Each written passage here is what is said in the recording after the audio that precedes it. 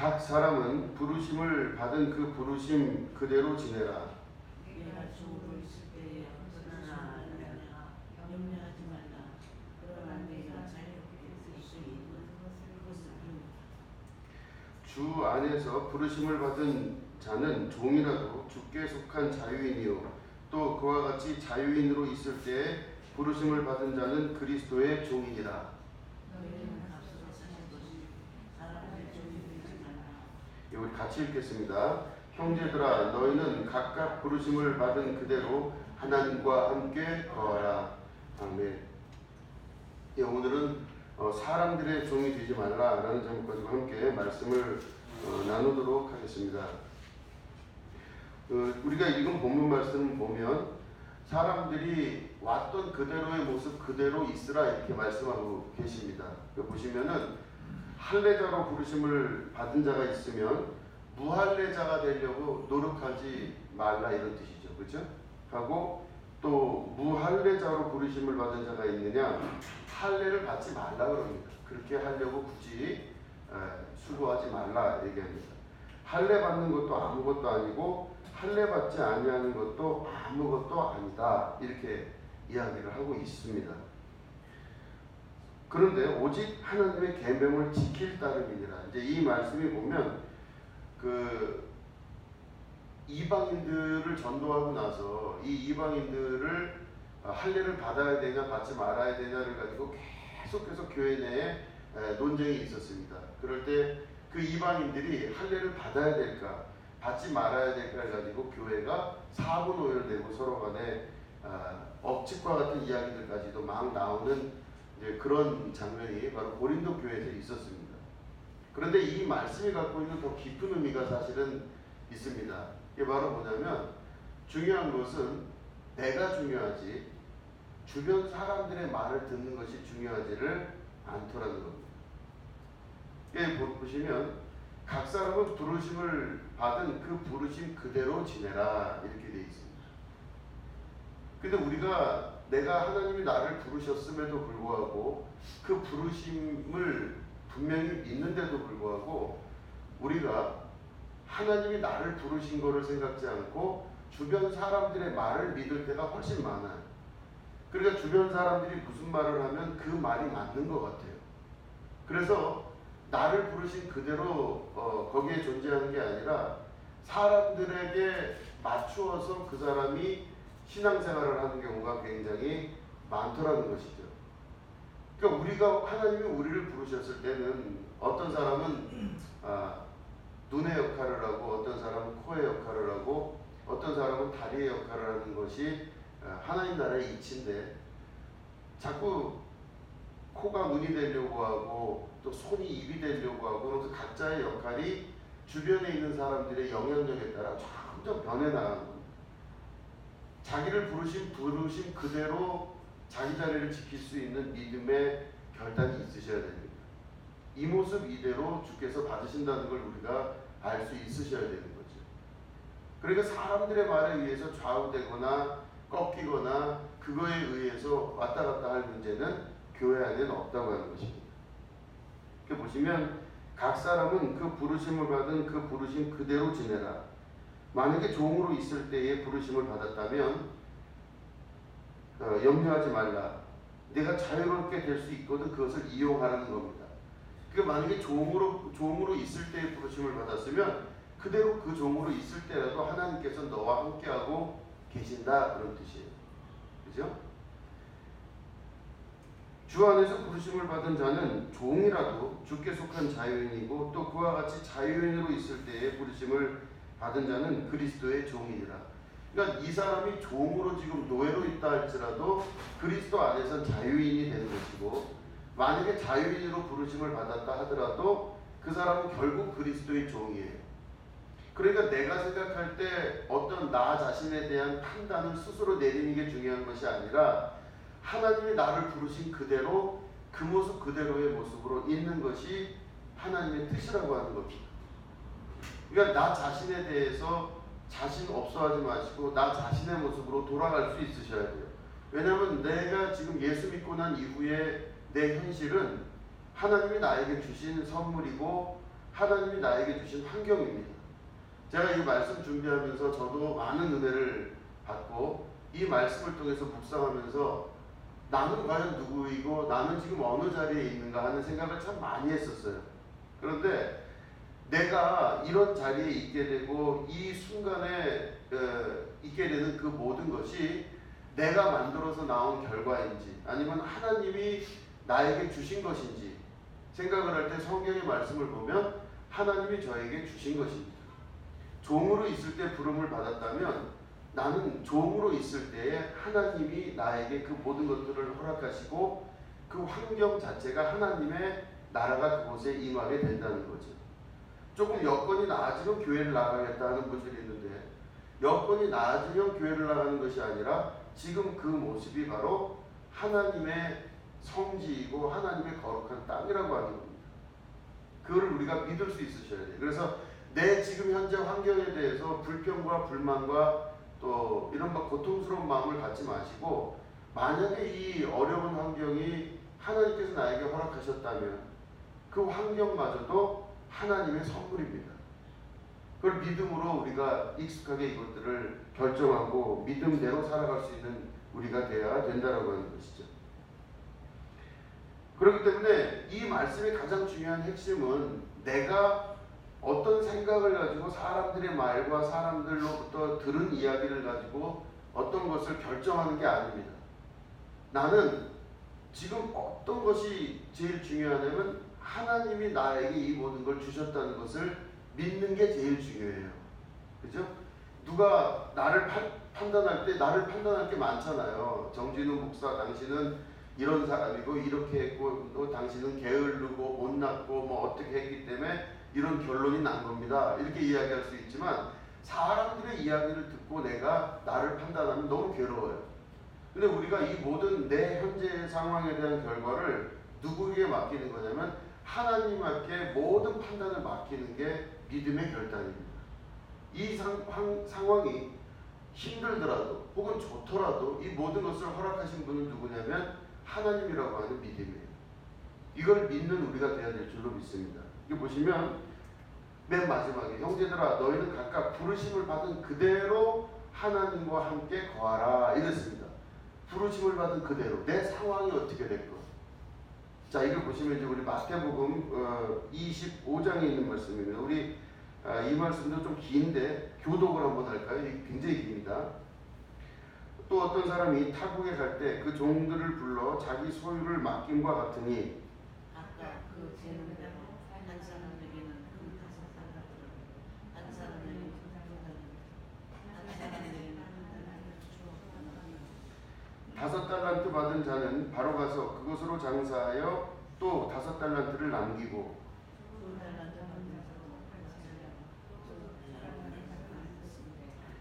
1달란트 받은 자는 가서 땅을 파고 그 주인의 돈을 감추어 두었더니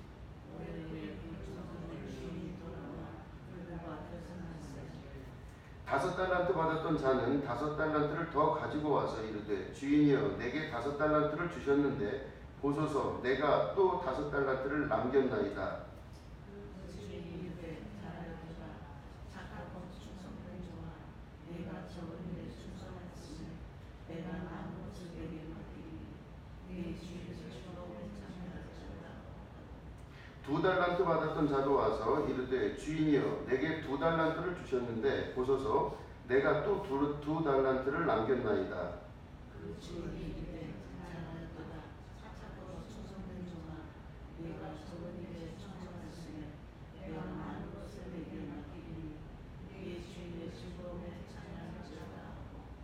1달란트 받았던 자는 와서 이르되 주인이여 당신은 굳은 사람이라 심지 않은 데서 거두고 해치지 않은 데서 모으는 줄을 내가 알았으므로 두려워하여 나가서 당신의 달란트를 나에게 주었으나 보소서 당신의 것을 가지셨나이다. 그 주인이 대답하여 이르되 악하고 게으른 종아 나는 심지 않은 데서 거두고 해치지 않는 데서 모으는 줄로 네가 알았느냐. 그러면 네가 마땅히 내 돈을 취하는 자들에게 맡겼다가 내가 돌아와서 내 원금과 이자를 받게 할 것입니다. 그에게서 그 한 달란트를 빼앗아 10달란트 가진 자에게 주라. 무릇 있는 자는 받아 풍족. 제가 읽으면 안 되죠. 자, 여러분 시작. 무릇 있는 자는 마다 풍족하게 되고 없는 자는 그 있는 것까지 빼앗기라. 우리 같이 읽겠습니다. 이 무익한 종을 바깥 어두운 데로 내쫓으라. 거기서 슬피 울며 이를 갈리라 하니라. 아멘. 여기 보시면 세 명의 사람이 나옵니다. 그 세 명의 사람이 나오는데 한 사람은 5달란트를 받고 또 다른 사람은 몇 달란트죠? 3달란트인가요? 2달란트죠. 2달란트. 우리 금방 읽었는데 다 까먹었어요.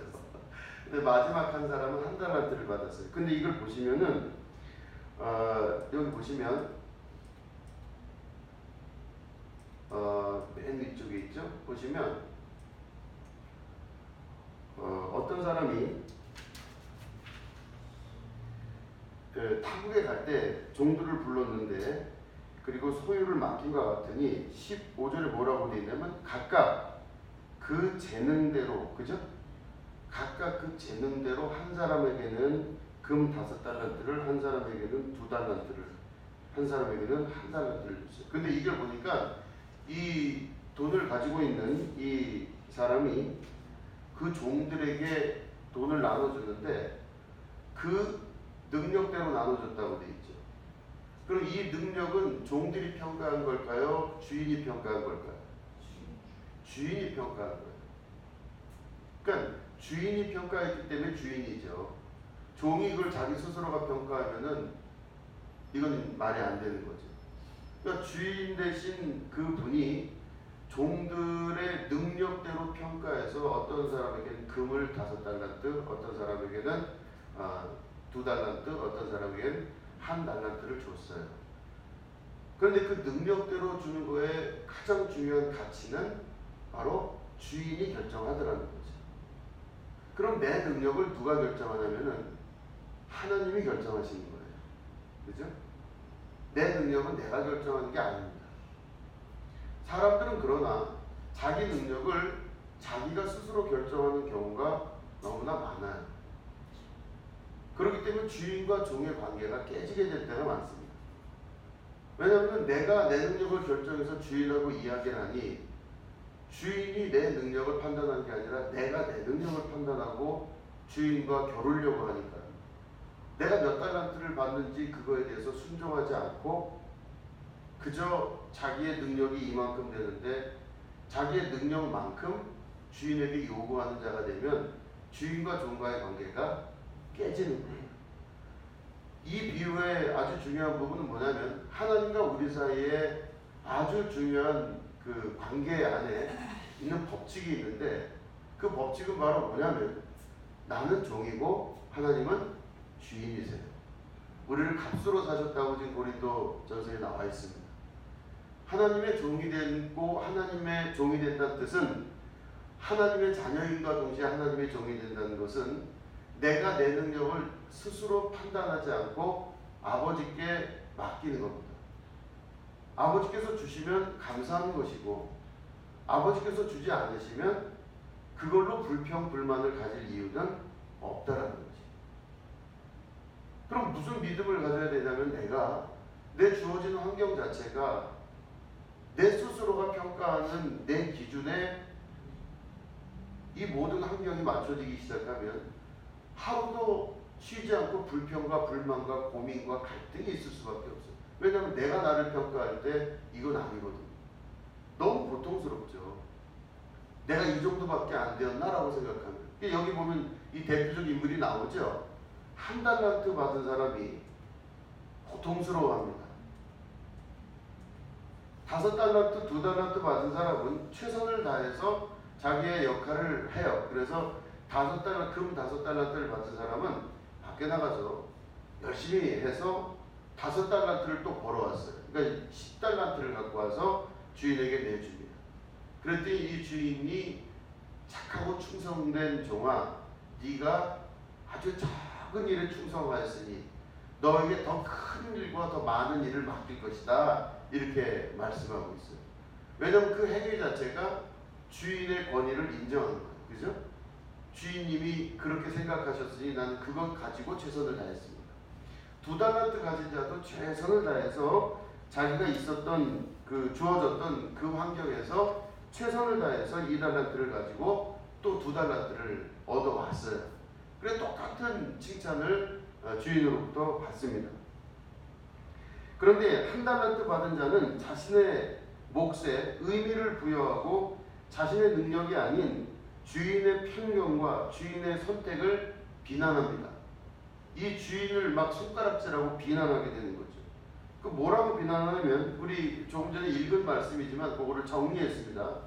보시면 뭐라고 얘기하냐면은 이 사람이 1달란트 받은 사람의 판단이죠. 뭐라고 얘기하냐면 당신은 굳은 사람이다. 그러니까 당신은 아주 독한 사람이다. 이렇게 얘기를 해요.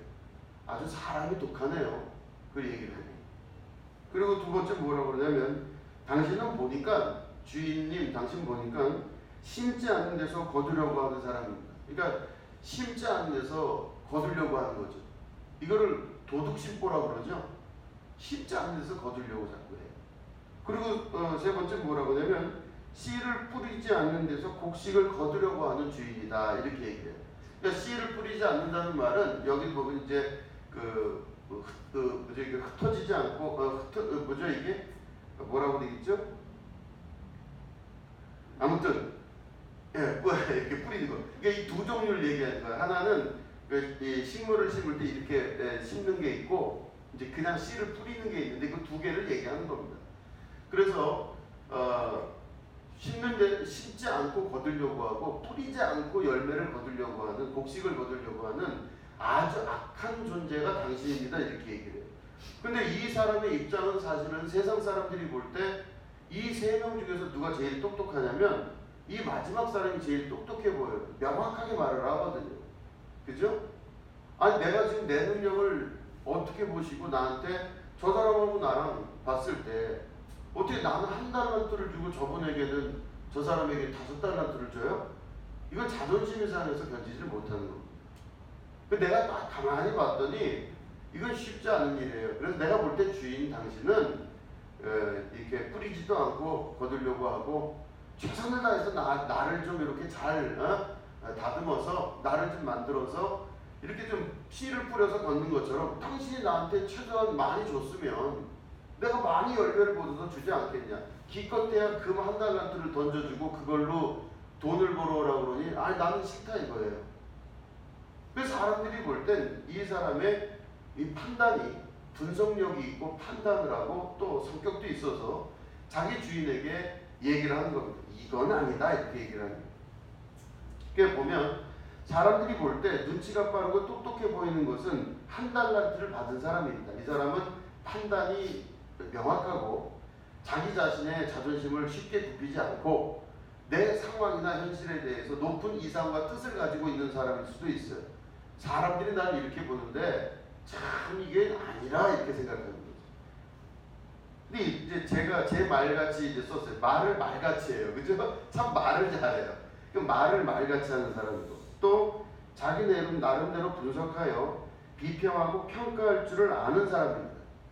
이거 뭔가 잘못됐다는 것을 평가하여 아는 사람이에요. 그래서 주인의 성향을 파악하고 자신의 몫에 대해 불만을 말할 줄 아는 사람이에요. 똑똑하죠. 똑똑하죠. 그런데 예수님께서 이 비유를 말씀하시면서 사실은 세상에서 볼 때 가장 똑똑해 보이는 이 사람이 세상에서 가장 미련한 자라고 말씀하고 계시는 겁니다. 가장 미련한 자. 이 미련한 자의 마지막 결론은 어떻게 되냐면 그 사람의 1달란트 받은 그 사람의 있는 것까지 다 뺏어서 10달란트를 가진 사람이나 더 많이 가진 자에게 줘서 그들로 더 많은 것들을 거두게 해라 이렇게 말씀하고 계시는 겁니다. 이 말이 뭐냐면 자기 자신의 현재의 상황을 누가 판단하냐면 미련한 자는 자기가 판단해요. 아 내가 1달란트 받을 사람은 아닌 거예요. 내가 이렇게 살려고 이 대접 받으려고 이런 건 아닐 거예요. 근데 나머지 어찌 보면 조금 미련해 보이는 5달란트와 2달란트 받은 사람은 그 자기의 환경, 다시 말해 자기 스스로가 자기를 판단하지 않았죠. 그 사람들은 주인의 판단에 자기를 맡긴 사람이에요. 5달란트를 주니까 감사해서 그걸로 또 열심히 일을 하고, 2달란트 받은 사람은 그만큼 또 열심히 일을 해서 자기 자리에 대해서 자기가 판단하는 것이 아니라 주인의 판단에 모든 걸 맡겼어요. 그럼 우리도 그렇게 생각할 수 있겠죠. 우리도 우리 삶이 이렇게 보면 여러 가지가 어려울 때가 있어요. 저도 여러 가지가 고통스러울 때가 있어요. 순간적으로 여러 가지 고통스러운 상황과 어려운 게 있으면 왜 주님이 나를 이런 식으로 해서 나를 여기에 갖다 놓으시고 왜 이런 상황을 만들어서 고통받게 하고, 이거를 제가 하고 계속 그렇게 기도를 해요. 이럴 수는 없습니다, 하나님. 내가 어떻게 이렇게 대접을 받고 하나님이시여 이렇게 할 때가 있어요.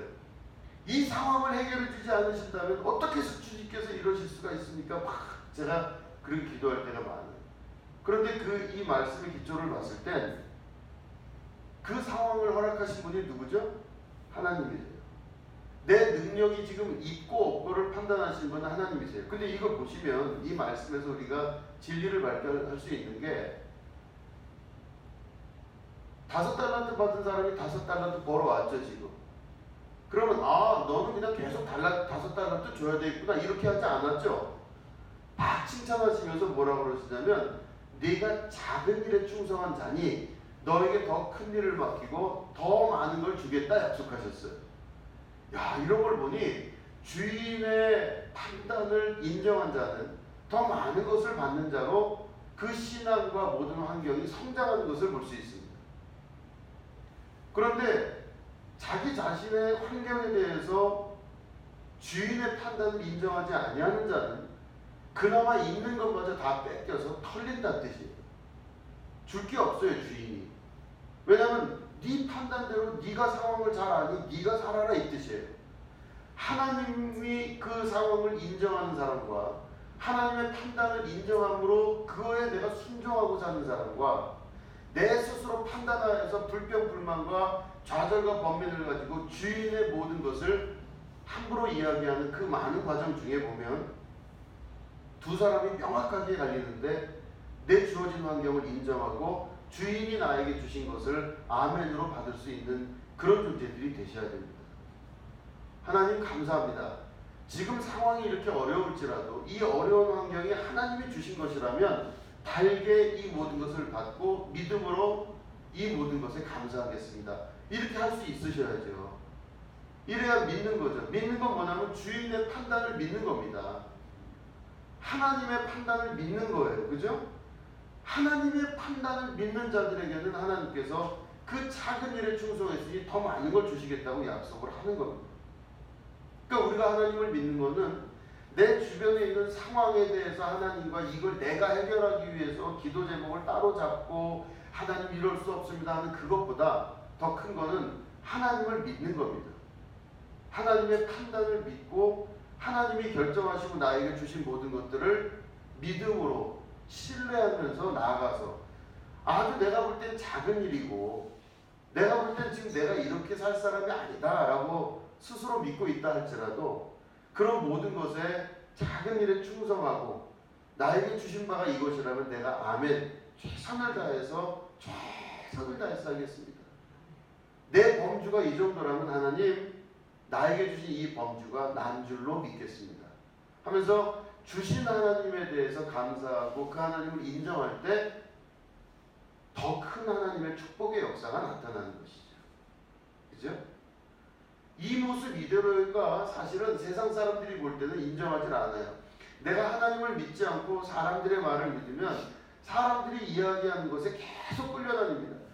그럴 수도 있지, 저럴 수도 있지. 또 이 사람이 또 그런 말 하면은, 야, 너 어떻게 그 집에 종 셋 중에서 1달란트밖에 못 받았냐? 나는 내가 너 볼 때 너 굉장히 지혜롭고 똑똑하고 너 같은 사람이 없는데 그 주인이 좀 못된 것 같지 않냐? 그 주인이 평소에 너에게 좀 악하게 행동하지 않았어? 네가 이렇게 있으면 안 되지. 1달란트 받았다는 건 이거 너에 대한 인격무시야. 아마 주변 사람들이 그렇게 얘기했을 거예요. 네가 참으면 네가 바보지. 이때는 좀 얘기를 해야 되지 않겠어? 뭐 그 집에서 굳이 그 주인 같지도 않은 주인한테 계속 붙어 있을 이유가 어디 있어? 이렇게 아마 얘기를 했을 거예요. 그럼 이 사람이 듣고 보니 그 말이 맞죠. 이 사람들은 나를 인정해 주잖아요 지금. 아, 네가 1달란트 받을 그런 인물이 아니지. 너는 5달란트, 10달란트를 받아야 될 인물이지. 라고 이 주변 사람들의 판단과 이야기에 자기가 끌려갈 수가 있어요. 그러니까 이 사람이 아마 뒷배경은 잘 모르지만 누군가의 말을 듣고 가만히 생각을 해보니 그게 맞아요. 그래서 와서 보니 주인님, 당신은 굳은 사람이다. 아주 사람이 냉혈한 같은 사람이고 나쁜 사람이다. 뿌리지도 않고 거두려고 하고 심지도 않은 데서 딱 찾으려고 하니 당신 같은 악독한 사람이 어디 있겠습니까? 이렇게 이야기합니다. 내 현실에 대해서 하나님을 인정하고 하나님께서 주신 것이라면 아멘으로 받을 수 있으셔야 돼요. 우리는 하나님의 아들이고 딸이잖아요. 그죠? 못 믿으시나 봐요. 내가 하나님의 아들이고 딸인데 우리 하나님이 정말로 지금 나에게 이런 환경을 주셨다면 의미가 있는 겁니다. 무슨 뜻이 있는 거예요. 반드시 의미가 있는데도 불구하고 내가 스스로 판단하기 시작하면서 모든 것이 어그러지기 시작합니다. 이게 하나님 나라의 법칙입니다. 선악과를 먹었다는 뜻이 뭐냐면 선과 악을 판단할 줄 아는 사람이 됐다는 거예요. 그러니까 다시 말해 하나님의 판단을 의지하고 하나님의 판단을 믿는 자가 아니라 내 스스로 판단하고 내 스스로의 판단을 믿는 자로 인생이 변한 거예요. 그게 곧 자기가 하나님같이 되는 거잖아요. 그죠? 그러니까 선악과를 먹은 그 이후에 인류에서 나타난 모든 죄는 결국엔 자기 인생을 자기 스스로 판단하고 내 상황을 내 스스로 판단하고 내 여건과 모든 걸 내 스스로 판단해서 스스로 자의적으로 모든 가치를 매기는 존재. 이게 바로 하나님 앞에서 가장 악한 존재가 된 1달란트 받은 자의 모습입니다. 사람들의 말을 믿지 마시고 여호와 하나님을 믿으셔야 됩니다. 그죠? 자, 보시면은 요셉이라는 사람이 있습니다. 요셉은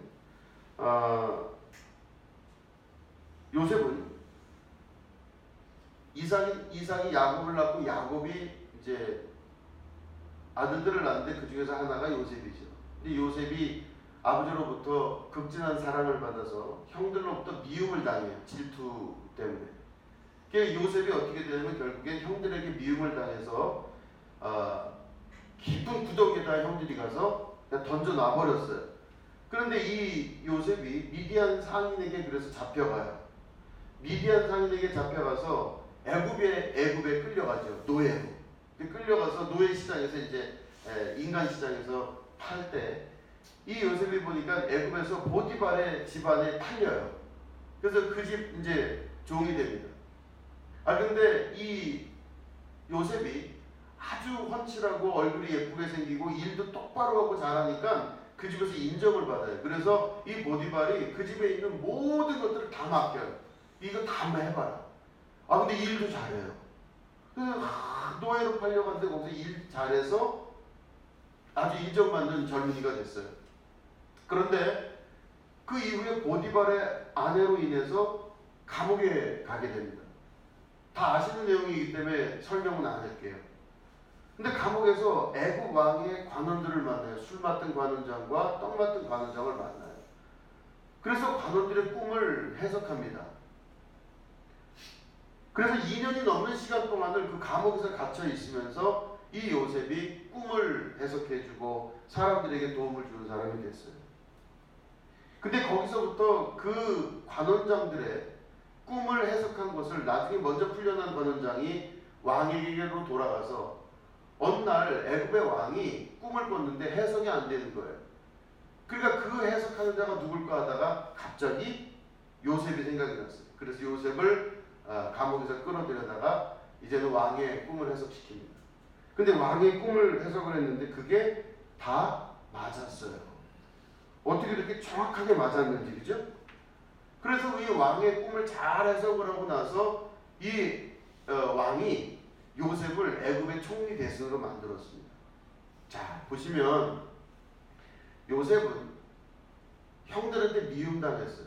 그러면 그 상황이 힘들었겠죠. 미움당하면 마음이 힘들잖아요. 근데 미움당한 걸로 끝난 게 아니라 형들이 그냥 죽이려고 해서 사실은 구덩이 파서 거기다 버려버렸어요. 그게 좀 있다 보니까 이게 인신매매에 의하여 노예 시장에 팔려갔어요. 그러니까 자기 신세가 얼마나 고통스럽겠어요. 그 고통스러운 삶을 이제 시작하는데 어린 나이에 인간 시장에 팔려나가서 이 철창 같은 데서 노예, 동물처럼 서서 있는데 얼마 주고 얼마 해서 팔려간다고 생각해보세요. 얼마나 비참한지.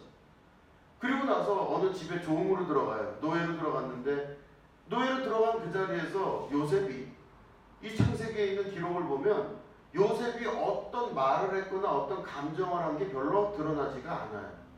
요셉의 말과 요셉의 감정이 없어요. 참 이상합니다. 우리 같으면은, 아니 저 같으면 막 아마 죽었다 살았다 막 혈압이 올랐다 내렸다 그럴 거예요.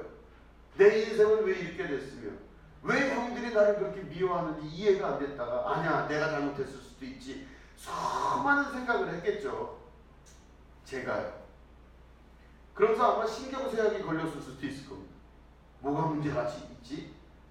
그런데 이 요셉은 그런 모든 과정, 또 보디발의 아내가 이 요셉을 유혹하면서 결국에 모든 죄를 이 요셉에게 뒤집어 씌워서 감옥에 가잖아요. 뭔가 풀릴 때쯤 됐는데 또 문제가 발생해서 감옥에 가게 돼요. 이 전과자가 되고 만 겁니다. 이 전과자가 되고 난 다음에 그 안에서 불평불만과 고통스러운 삶을 만약에 자기가 인정했다면 내 인생은 이게 아니다 그랬으면 이 사람은 아마 인생이 달라졌을 거예요. 그런데 그게 아니라 이 사람의 감정과 이 사람의 말이 성경에도 나오지를 않아요. 어느 성경에도 요셉이 그때 어떤 마음을 품었다 혹은 어떤 불만을 가졌다 나오질 않아요. 잘은 모르겠지만 이 사람은 그 모든 일을 그저 남의 일처럼 바라보는 사람처럼 거기에 감정을 품지 않고 일희일비하지 않은 상태에서 그저 자기의 모습을 바라봤을 거예요. 어떤 때는 감옥에, 어떤 때는 억울한 자로, 어떤 때는 가난한 자로, 어떤 때는 형제들에게 미움받는 자로. 동시에 이 사람은 동시에 애굽의 총리로, 보디발의 집안의 집사로, 제일 많은 그 재산들을 관리하는 사람으로 이 사람은 요셉은 올라갔다 내려갔다를 반복하지만 그 어떤 곳에서도 감정의 흔들림이 없어요. 그 이유가 뭘까 가만히 생각해보면 자기가 있는 자리, 자기가 지금 처한 자리가 하나님과 함께하는 자리인 거예요. 그럼 그 사람은 자기가 그 상황을 판단하는 게 아니에요. 원인이 뭘까? 이유가 뭘까? 왜 내가 여기까지 오게 됐을까를 자기가 생각하지 않고 누구에게 맡겼냐? 하나님에게 그 모든 상황을 맡기는 거예요. 하나님, 이 상황이 있는데 내가 함부로 판단하지 않겠습니다. 하나님이 이 모든 것을 판단하셔서 허락하신 줄로 믿습니다. 아마 요셉이 그렇게 기도를 했을 겁니다. 그랬기 때문에 이 요셉은 아무런 감정의 변화 없이 그저 그 순간순간 시간이 흘러가면서 노예로 팔려왔는데 형들이 기억하고 있는 이 요셉은 미디안 상인들에게 끌려 올려와서 그저 팔려가는 모습, 그 뒷모습만 봤을 텐데 나중에 시간이 지나 보니 깜짝 놀랄 일이 벌어졌죠. 그저 애굽의 총리가 돼서 형제들을 만나게 된 겁니다. 이 모든 과정 중에 있는 일은 바로 뭐냐면 자기 자신의 이 있는 자리와 있는 이 현실들을 고민하고 판단하고 분석하려고 하지 않았다는 겁니다.